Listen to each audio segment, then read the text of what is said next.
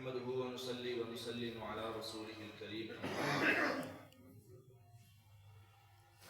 تیسرے پارے کے آغاز میں اللہ تعالیٰ نے سب سے عظیم آیت الکرسی کو نازل فرمایا.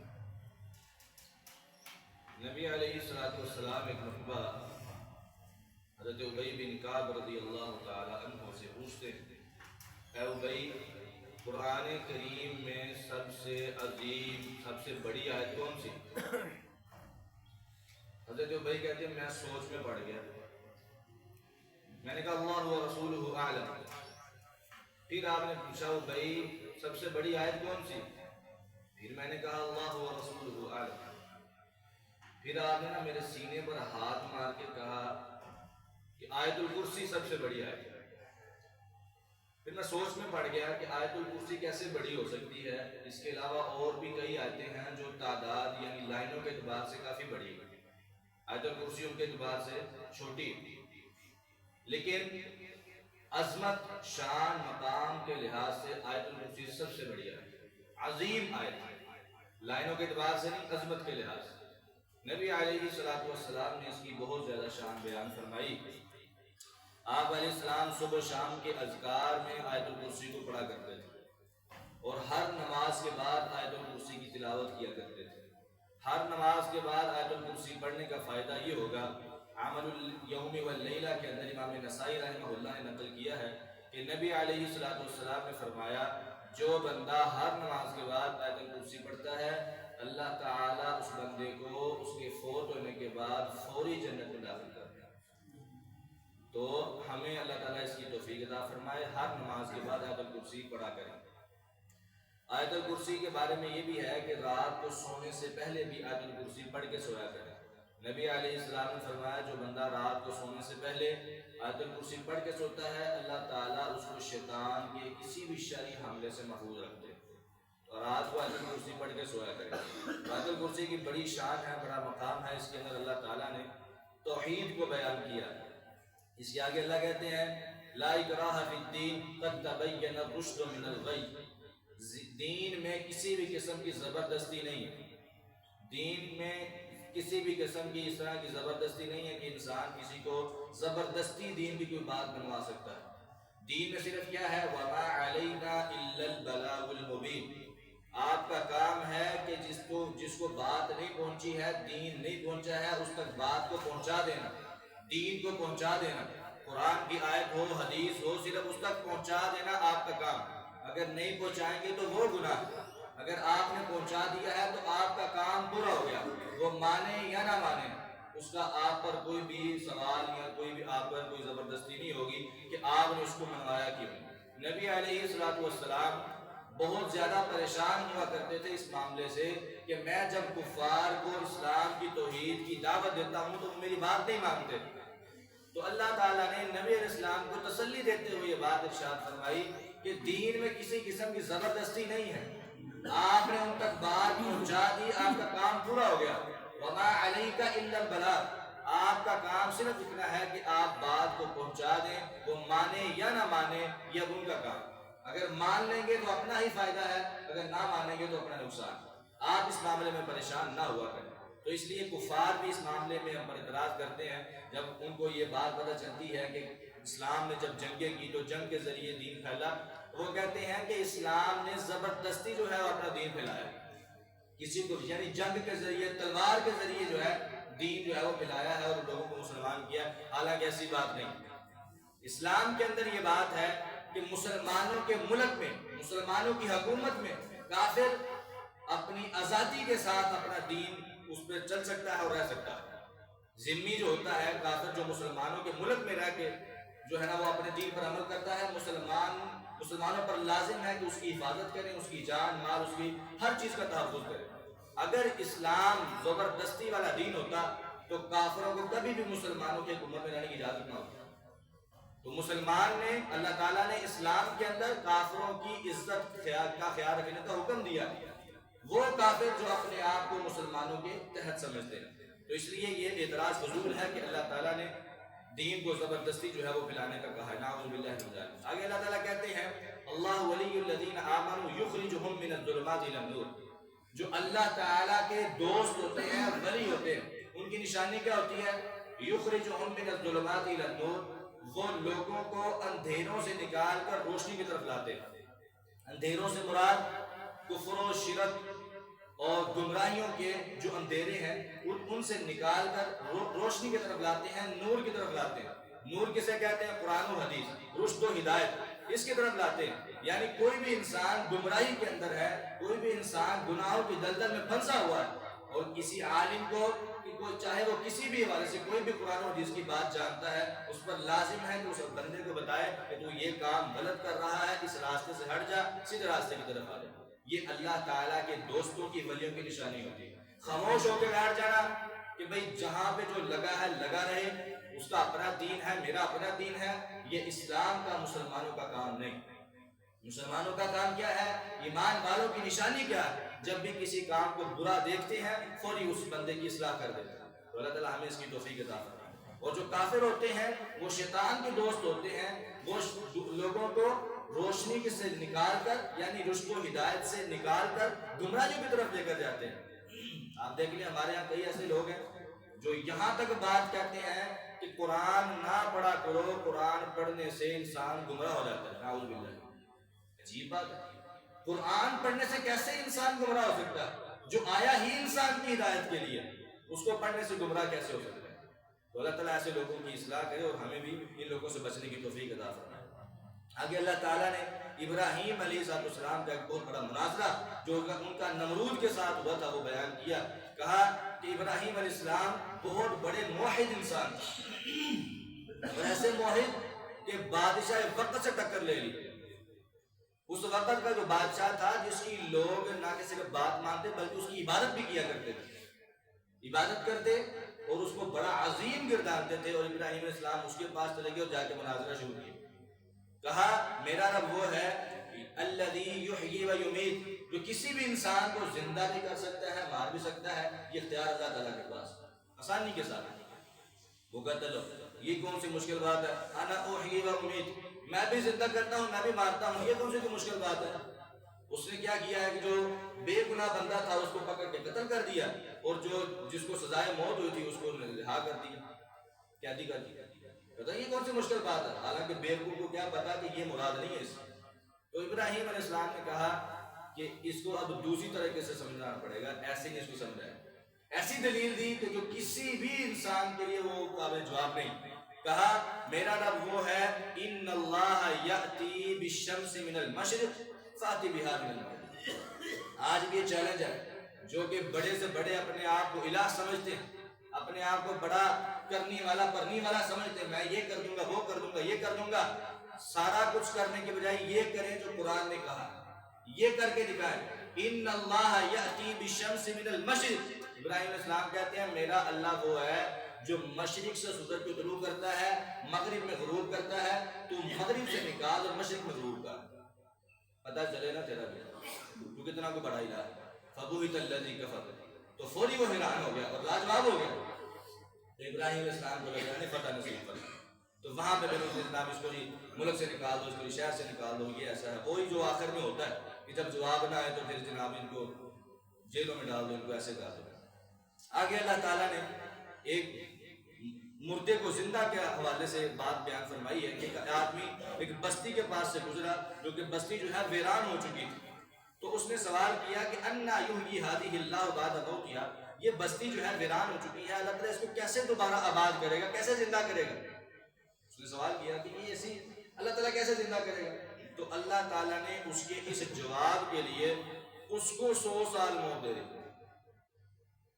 فَأَمَاتَهُ اللَّهُ مِئَةَ عَامٍ، 100 سال اس کو موت دے دی۔ بعض مفسرین اس بارے میں کہتے ہیں کہ یہ عزیر علیہ السلام تھے، بعض کہتے ہیں نہیں، قرآن و حدیث میں اس کا نام تذکرہ نام موجود نہیں ہے، کوئی بھی اللہ کا نیک بندہ ہو سکتا ہے۔ باقی واللہ عالم جو بھی تھا، لیکن اللہ تعالیٰ نے اس بات کا اس کو جواب دیا، اس کو 100 سال تک موت دینے کے بعد اس کو زندہ کیا۔ کہا کم لبثت، کتنی دیر سوئے ہو؟ کہتا لبثت یوما او بعض یوم، میں ایک دن یا دن کا کچھ حصہ سویا ہوں۔ یہ انسانی عادت ہے، فطرت ہے کہ جتنا مرضی لمبا سو لے، جب اٹھتا ہے تو پھر بھی نیند آ رہی ہوتی ہے۔ تو 100 سال سونے کے بعد بھی کہتا ہے ایک دن یا دن کا کچھ حصہ سویا ہوں. تو کہا گیا کہ ایک دن یا دن کا نہیں، تو 100 سال تک سویا ہے. اور اس کی نشانی کیا ہے کہ تجھے پتا چلے کہ تو 100 سال تک سویا، اپنے کھانے کی طرف دیکھ کیسے بوسیدہ ہو چکا ہے. اور جس گدھے پر تو سوار ہو کے آیا تھا اس کو دیکھ وہ ہڈیوں کا ڈھانچہ بن چکا ہے، اس کے سارا کا سارا گوشت ختم ہو چکا ہے. صرف تو باقی ہے، اور تجھے اللہ تعالیٰ نے اس سوال کا جواب دینے کے لیے باقی رکھا. اور فرمایا اس گدھے کی طرف دیکھ اللہ تعالیٰ کیسے اس کو زندہ کرتا ہے. وہ گدھا ان کے سامنے دیکھتے دیکھتے ہی گوشت چڑھا کے ہڈیاں ساری جڑی کو دوبارہ زندہ ہو. تو اللہ تعالیٰ نے سورہ بقرہ میں کئی واقعات مردوں کو زندہ کرنے کے حوالے سے بیان کیے. ایک تو یہ واقعہ، دوسرا حضرت ابراہیم علیہ السلام کا واقعہ. ابراہیم علیہ السلام نے اللہ تعالیٰ سے سوال کیا، یا اللہ مردوں کو کیسے زندہ کرتا ہے؟ میرا ایمان ہے، یقین ہے کہ مردے زندہ ہوتے ہیں، لیکن کیسے کرتا ہے، کیفیت کیا ہے؟ یہ یاد رکھیں کہ انبیاء کے علاوہ کوئی بندہ ایسا سوال نہیں کر سکتا. یہ صرف انبیاء کا اللہ تعالیٰ نے انبیاء کے ساتھ خاص کیا ہے تاکہ وہ دیکھ سکے. انبیاء اللہ تعالیٰ نے پوچھا اولم تؤمن، اے میرے ابراہیم کیا تو ایمان نہیں رکھتا کہ میں مردوں کو زندہ کر لیتا ہوں؟ کہا کیوں نہیں، بلا میرا ایمان ہے، میرا پورا یقین ہے کہ یا اللہ تو ہی مردوں کو زندہ کرنے والا ہے. لیکن لیطمئن قلبی، لیکن میں تھوڑا سا نا اپنے دل کو مطمئن کرنا چاہتا ہوں کیفیت دیکھ کر کہ مردوں کو کیسے زندہ کرتا ہے، کیفیت دیکھنا چاہتا ہوں. فرمایا اچھا یہ بات ہے تو تم 4 پرندے پکڑ لو اپنے ہاتھوں میں، اس کو ذبح کرو، اس کا چھوٹی چھوٹی اس کی بوٹی کر کے پہاڑوں کی چوٹی پر رکھ دو.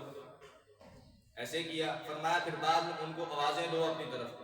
آواز دی، وہ سارے کے سارے گوشت کے ٹکڑے اٹھ کر آئے، فوری آ کر پوری وہاں پہ فٹ ہو گئے جہاں سے کاٹے گئے، اور پورے کے پورے پرندے بنے.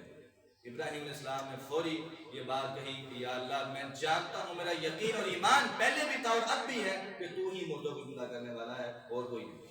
ایک یہ واقعہ. تیسرا واقعہ حضرت موسیٰ علیہ السلام کا، جب وہ 70 آدمیوں کو ساتھ لے کر کوہ طور پر گئے تھے تورات لینے کے لیے.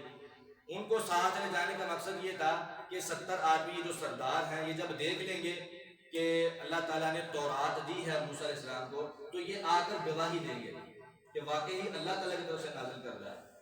لیکن انہوں نے ہی سب سے پہلے انکار کر دیا. انہوں نے کہا کہ نہیں، اللہ تعالیٰ خود ہمارے پاس آئے اور ہمارے سامنے آپ کو تورات دے پھر ہم مانیں گے. تو اللہ تعالیٰ کو اس بات پر غصہ آیا. اللہ تعالیٰ نے ان تمام 70 آدمی کو ادھر ہی موت دے دی، ادھر ہی وہ فوت ہو گئے. جب موت دے دی تو موسیٰ علیہ السلام پریشان ہو گئے. یا اللہ 70 جڑے نے کوئی عام بندے نہیں، سردار نے پہنچ جائے تو میں واپس آنا تھا انہیں مینوں پڑھ لینا، تو ان کو زندہ کر.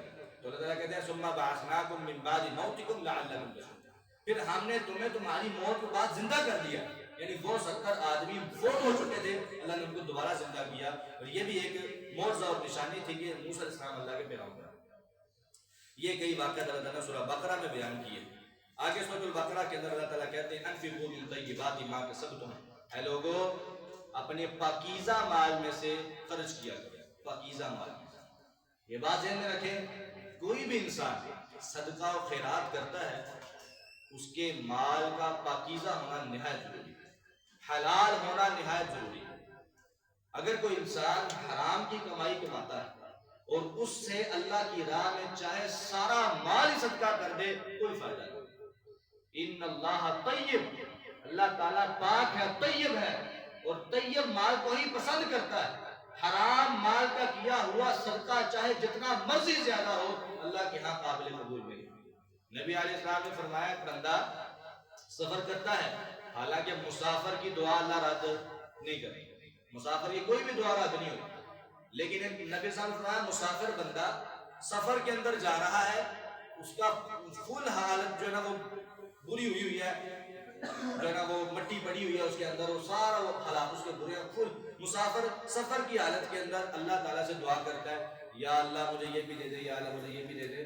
سفر کی حالت میں دعا کرتا ہے، حالانکہ اس کا کھانا بھی حرام کا ہے، اس کا پینا بھی حرام کا ہے، اس کا پہننا بھی حرام کا ہے. تو بتائیں اللہ اس کی دعا کیسے قبول کرے؟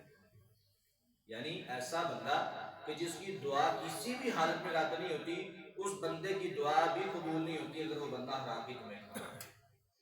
تو یہ بہت بڑی بات ہے. ہم سب کو اپنے اپنے مال پر، اپنی اپنی کمائی پر، اپنے اپنے کاروبار پر نظر رکھنی چاہیے کہ کہیں حرام کی کمائی تو نہیں آ رہی، ورنہ کوئی بھی عبادت ہماری قابل قبول نہیں.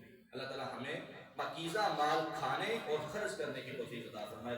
آگے اللہ کہتے ہیں صدقہ و خیرات کرنے کے والے سے شیطان تمہیں کہے گا کہ اگر تم نے صدقہ کیا نا تو تم غریب ہو جاؤ گے، ایسا نہ کرنا، پہلے تمہارے پاس مال تھوڑا ہے، اگر تم نے خرچ کر دیا تو تمہارے پاس کیا رہے گا؟ نہ غریبوں کو نہ دینا، کہتے ہیں ہی منگتے نہیں، انہوں نے کیا کرو اپنے کو۔ الشیطان یعدکم الفقر ویأمرکم بالفحشاء، شیطان تمہیں فقیری کی دعوت دیتا ہے، تمہیں یہ بات کیا کر جھانسا دیتا ہے کہ تم فقیر ہو جاؤ گے، حالانکہ واللہ یعدکم مغفرۃ منہ وفضلا، اللہ تعالیٰ تمہیں بلاتا ہے مغفرت کی طرف اور اپنے فضل کی طرف۔ ہر صبح اعلان ہوتا ہے، جب بھی صبح ہوتی ہے نا تو اعلان کرنے والا اعلان کرتا ہے، فرشتے دعا کرتے ہیں یا اللہ جو بندہ بھی اس پورے دن میں تیری راہ میں مال خرچ کرے گا یا اللہ تو اس کے مال میں کبھی بھی کمی نہ کرنا، اس کو اور زیادہ دے دینا۔ ہر صبح فرشتے یہ دعا کرتے ہیں، اور جو بندہ تیرے راہ میں مال خرچ نہ کرے اس کو بھی رحمت سے دور کر دینا۔ اور نبی اسلام نے فرمایا ما نقصت صدقۃ من مال، صدقہ کبھی بھی مال کو کم نہیں کرتا، کبھی بھی کم نہیں کرتا۔ واللہ باللہ تعالیٰ اللہ کی قسم اٹھا کر کہتا ہوں یہ آزمائی ہوئی بات بھی ہے، اور آزمانے سے زیادہ بھی، آزمانے سے زیادہ ہمیں پورا یقین ہے محمد رسول اللہ صلی اللہ علیہ وسلم کی بات پہ کہ انہوں نے کہا کہ صدقہ مال کو کام نہیں کرتا، واللہ ہی نہیں کرتا، کیونکہ جب بھی انسان صدقہ کرتا ہے اللہ اتنا راضی ہوتا ہے، اللہ اتنا راضی ہوتا ہے کہ یہاں تو اسی کا مال اس کو واپس لوٹا دیا جاتا ہے، یہاں پہ اس سے بڑھا چڑھا کے اس کو واپس دیا جاتا ہے، کم نہیں ہوتا کبھی، بشرط اللہ کی رضا کے لیے خرچ کیا جائے اور پاک مال صدقہ کیا جائے، اللہ تعالیٰ اس کو زیادہ سے زیادہ عطا فرمائے۔ آگے سورۃ البقرہ کی آخری 2 آیات، ان کی بھی بڑی فضیلت آئی ہے۔ نبی علیہ السلام نے فرمایا جو بندہ رات کو سونے سے پہلے سورۃ البقرہ کی آخری 2 آیات پڑھتا ہے وہ اس کے لیے کافی ہو جاتی ہے، وہ اس کے لیے کافی ہو جاتی ہیں، چاہے یعنی وہ دوسرے اذکار اگر کسی وقت نہیں بھی نہ کرتا تو یہ 2 آیتیں اس کو کافی ہو جاتی ہیں۔ اس کا یہ مطلب نہیں ہے کہ دوسرے اذکار چھوڑ دیا جائے، یہ ہے کہ اگر کسی وقت رہ جائے تو یہ دونوں آیتیں اس کو کافی ہو جاتی ہیں۔ ان دونوں آیتوں کے اندر پہلے ایمانیات کا تذکرہ ہے، اس کے بعد اللہ تعالیٰ نے اس میں دعاؤں کا تذکرہ کیا ہے۔ اور آپ نے فرمایا کہ ایک مرتبہ ایک بہت زوردار آواز آئی اور جبرائیل نے مجھے بتایا کہ یہ آسمان کا دروازہ کھلا ہے، ایسا دروازہ جو آج سے پہلے کبھی نہیں کھلا، اور اس دروازے سے ایسا فرشتہ زمین پر آیا ہے جو آج سے پہلے کبھی نہیں آیا، اور اس نے آ کر نبی اسلام کو سلام کہا اور کہا یا اے نبی اسلام آپ کو اللہ نے 2 نور دیے، 2 نور جو آپ سے پہلے کسی نبی کو نہیں دیے، ایک سورۃ الفاتحہ اور دوسری سورۃ بقرہ کی آخری 2 آیتیں، اور یہ پڑھنی چاہیے، اللہ تعالیٰ ہمیں پڑھنے کی توفیق عطا فرمائے۔ سورہ آل عمران ہے، سورہ آل عمران یہ عیسائیوں کے حوالے سے، آل عمران عمران کی اولاد، آل عمران، عمران جو ہے وہ حضرت مریم علیہ السلام کے والد کا نام ہے عمران۔ تو یہ صورت یوں نازل ہوئی تھی، نجران کا وفد، عیسائیوں کا علماء کا وفد آیا تھا نبی اسلام کے پاس، اور اس نے آگے چند سوالات کیے تھے عیسائیوں نے کہ عیسیٰ علیہ السلام کے حوالے سے، اور ان کے جو اعتراضات تھے انہوں نے پیش کیے، تو اللہ تعالیٰ نے ان کے تمام اعتراضات کو صورت میں بیان کیا، اس کا جواب دیا، وہ سارے اس کے اندر بیان ہوئے۔ ان کا سب سے بڑا اعتراض یہ تھا بتائیں جی اگر عیسیٰ علیہ السلام جو ہے وہ مطلب پیغمبر نہیں ہے، اللہ تعالیٰ نہیں ہے، خدا نہیں ہے یا خدا کے بیٹے نہیں ہے، تو پھر جو ہے وہ ان کا باپ کیوں نہیں ہے؟ باپ کے بغیر پیدا ہوئے ہیں تو یہ پھر تو بڑی بات ہے، اگر اس طرح ہے کہ وہ خدا نہیں ہے تو پھر ان کا باپ کیوں نہیں ہے؟ تو اللہ تعالیٰ نے یہاں پہ جواب دیا کہ ان مثل عیسیٰ عند اللہ کمثل آدم، کہ عیسیٰ علیہ السلام کی مثال اللہ کے ہاں آدم علیہ السلام کی طرح ہے۔ اگر یہ دلیل ہے نا کہ جس کا باپ نہ ہو وہ خدا ہوتا ہے، تو آدم علیہ السلام کا نہ باپ ہے نہ ماں ہے، وہ بڑے خدا ہونے چاہیے، ان کو تم مانتے نہیں۔ تو یہ اللہ تعالیٰ نے ان کو مطلب اتنا اچھا جواب دیا کہ وہ آگے سے لاجواب ہو گئے کہ عیسیٰ علیہ السلام کی مثال اللہ تعالیٰ کے یہاں وہ آدم علیہ السلام کی طرح ہے۔ آگے اللہ تعالیٰ نے یہاں پہ یہودیوں اور عیسائیوں کو اتحاد کا حکم دیا۔ اتحاد ایسی چیز ہے کہ اسی کے اندر ہی برکت ہے، چاہے مسلمانوں کے اندر کیوں نہ، مسلمانوں میں اس وقت مین اتحاد کی ضرورت ہے۔ واللہ فرقے بازی نے، تفرقہ بازی نے ہم سب کو جدا کر کے رکھ دیا، حالانکہ بہت سی ایسی چیزیں ہیں جن کے اندر سارے کے سارے یکساں ہیں، بہت سی ایسی چیزیں، ہمارا قرآن بھی ہے، ہماری حدیث بھی ہے، ہمارا نبی بھی ہے، خدا بھی ہے، لیکن کیا ہے اس تفرقہ بازی نے، اس تعصب نے ہم سب کو ایک دوسرے سے جدا کر دیا۔ کیا ہے کہ وہ تم وہابی ہیں، کیا ہے جی تو جو بندی ہو تو بریلوی ہے جی. کیا ہے جو بندی بریلوی؟ سارے کے سارے ایک خدا کو ماننے والے ہیں کہ نہیں؟ سارے کے سارے ایک نبی کو ماننے والے ہیں کہ نہیں؟ سب کا قرآن بھی ایک ہے، حدیث بھی ایک ہے. تو یہ کیا ہے؟ کیا جو بندی کافر ہوتے؟ جو بندی کہنے سے اسلام سے خارج ہو جاتا ہے بندہ؟ بریلوی کہنے سے اسلام سے خارج ہو جاتا ہے؟ جو بندی کہنے سے کیا مسلمان جو ہے وہ ختم ہو جاتا ہے؟ یا وہابی جو ہے وہ کہیں جناب کافر کی دوسرا نام ہے؟ اس طرح کہتے ہو تو وہابی ہے، جیسے پتہ نہیں کیا ہے جناب یہ وہابی کافر کی اصطلاح ہے دوسری. نعوذ باللہ.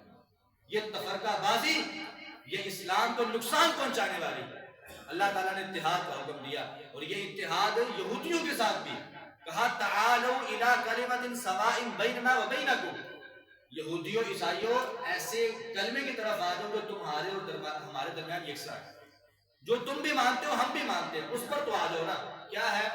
اللہ نعبد الا اللہ. ہم اللہ کے علاوہ کسی کی عبادت نہیں کرتے.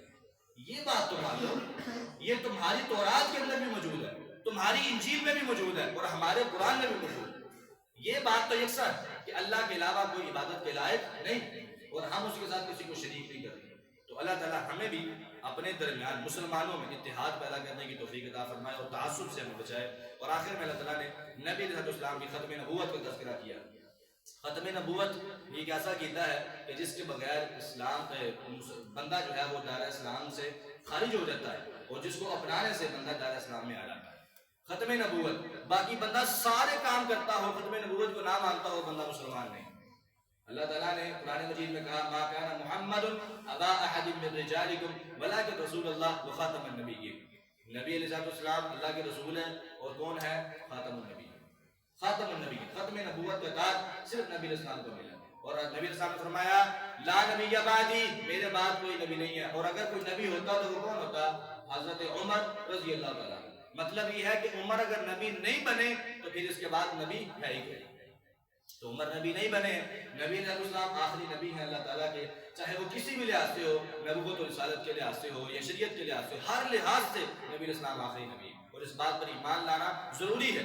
اور اس بات کے لیے اللہ تعالیٰ نے عالم ارواح کے اندر تمام نبیوں سے وعدہ لیا تھا کہ اے میرے نبیوں اگر تمہاری زندگی کے اندر میرا آخری رسول آ جائے تو کیا تم اس پر ایمان لاؤ گے، اس کی مدد کرو گے؟ تو سب نے وہاں پہ وعدہ کیا تھا کہ ہم سارے کے سارے انبیاء یہ وعدہ کرتے ہیں کہ اگر ہماری زندگی میں نبی علیہ السلام آگے جو آپ کے آخری رسول ہیں ہم ان پر ایمان بھی لائیں گے، ان پر ان کی مدد بھی کریں گے. تو انبیاء جب یہ وعدہ کر رہے ہیں تو ہم پر بھی یہ وعدہ کرنا ضروری ہے. اللہ تعالیٰ ہمیں سارے دین کے احکام سمجھ پر عمل کی توفیق عطا فرمائے. وآخر دعوانا الحمدللہ.